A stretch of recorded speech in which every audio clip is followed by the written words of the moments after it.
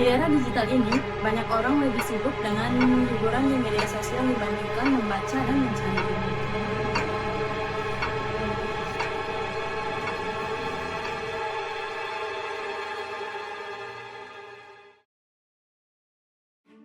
Di era digital saat ini, banyak orang lebih sibuk dengan hiburan di media sosial dibandingkan membaca dan mencari ilmu. Pernah nggak kita ngerasa buku itu cuma jadi pajangan di meja, padahal di dalamnya tersimpan banyak ilmu yang menunggu untuk kita pelajari? Banyak pelajar yang malas membuka buku, sehingga sulit memahami pelajaran di sekolah.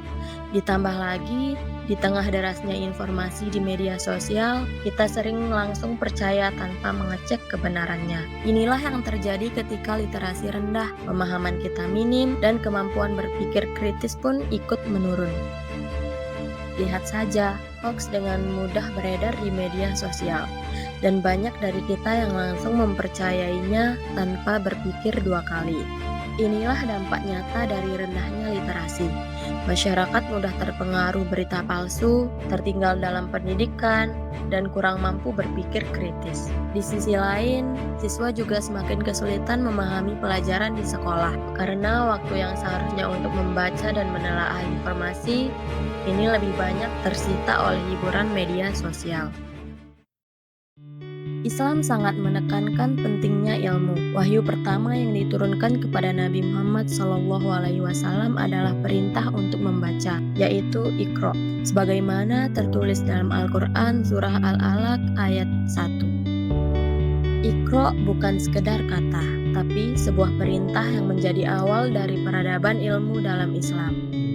Sejak saat itu, umat Islam terdahulu dikenal sebagai pencinta ilmu. Mereka rajin membaca, menulis, dan belajar, hingga melahirkan banyak ulama dan cendekiawan besar yang karyanya masih kita rasakan manfaatnya sampai hari ini. Maka dari itu, mari kita mulai membiasakan diri untuk membaca.